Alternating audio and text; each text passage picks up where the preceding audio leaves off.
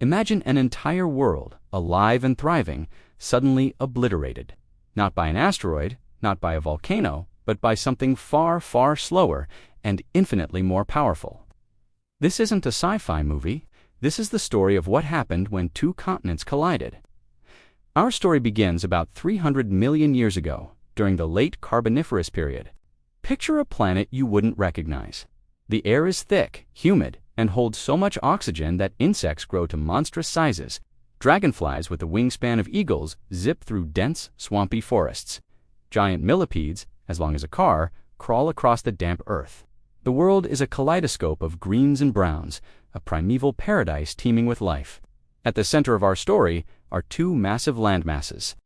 To the west, we have Laurentia, which includes what is now North America and Greenland.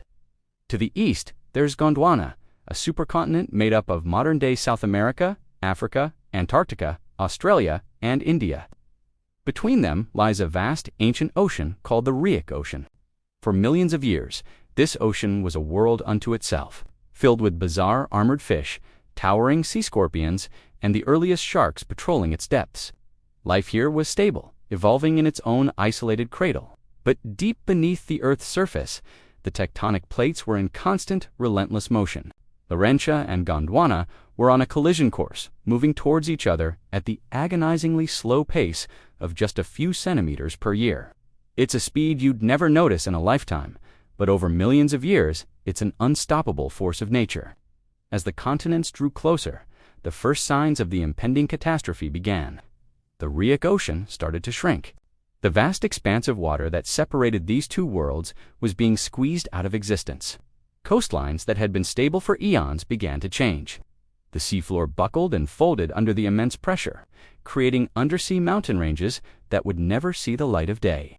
For the creatures living in the coastal swamps and shallow seas, life became a nightmare.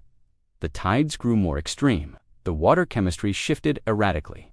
Habitats that had nurtured generations of life were suddenly vanishing. The once clear waters became choked with sediment, stirred up by the constant geological unrest.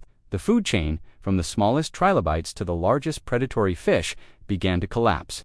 Then, after millions of years of this slow-motion approach, the first touch happened.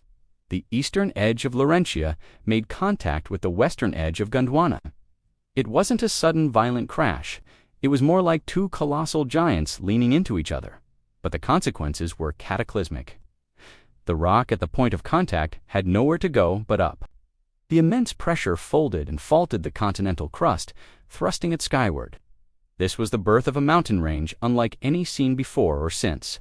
We call its remnants the Appalachian Mountains today, but back then, they were the Central Pangean Mountains, a jagged spine of rock that may have rivaled, or even surpassed, the modern Himalayas in height.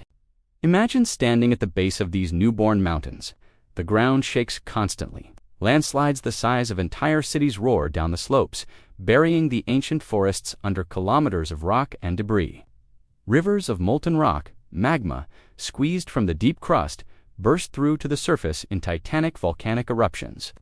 Spewing ash and toxic gases into the superoxygenated atmosphere, the sky, once blue, turned a permanent, hazy gray, lit only by the hellish glow of lava flows. The collision wasn't just happening in one spot.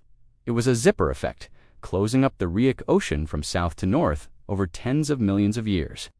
As the two continents merged, they didn't just form mountains, they created something entirely new, the supercontinent of Pangaea. For the first time in history, nearly all the world's land was fused into one enormous mass. This had a devastating effect on the global climate. The vast interior of Pangaea became an immense arid desert. With the moderating influence of the ocean now thousands of kilometers away, temperatures swung to wild extremes. Scorching hot days gave way to freezing nights. The lush, humid swamps of the Carboniferous, the kingdom of the giant insects and amphibians, began to dry up and die. The world that had existed for millions of years was gone, replaced by a harsh, unforgiving new reality. This event, known as the Carboniferous rainforest collapse, was one of the greatest extinction events in Earth's history, wiping out countless species that couldn't adapt to the new, dry world. But here's the surprising twist in this story of destruction. While the collision annihilated an entire ocean and its ecosystems, it also created the ultimate highway for life. With the land masses connected, animals could now walk from what would become North America to what would become Africa. This led to an unprecedented exchange of species, an event paleontologists call the Great American Biotic Interchange, but on a global scale. Creatures that had evolved in isolation for millions of years were suddenly face to face with new predators, new competitors, and new prey. It sparked an evolutionary arms race. This was the dawn of the Permian period. The age of amphibians and giant insects gave way to the rise of the reptiles. Creatures like the fin-backed Dimetrodon, often mistaken for a dinosaur, became the apex predators of this new supercontinent. These were the ancestors of mammals, thriving in a world forged by continental collision. They were tougher, more adaptable, and better suited to the harsh interior of Pangaea. The collision of Laurentia and Gondwana wasn't just an end, it was a violent, world-altering beginning. It wiped the slate clean, creating a new stage for the next act of life's grand play. The mountains it created have long since eroded, the supercontinent it formed has broken apart, and the ocean it closed has been gone for 250 million years. But the echoes of that collision are still with us, written in the rocks of the Appalachians, in the distribution of fossils across the globe, and in the very DNA of the life that survived it. It's a chilling reminder that the ground beneath our feet is not static.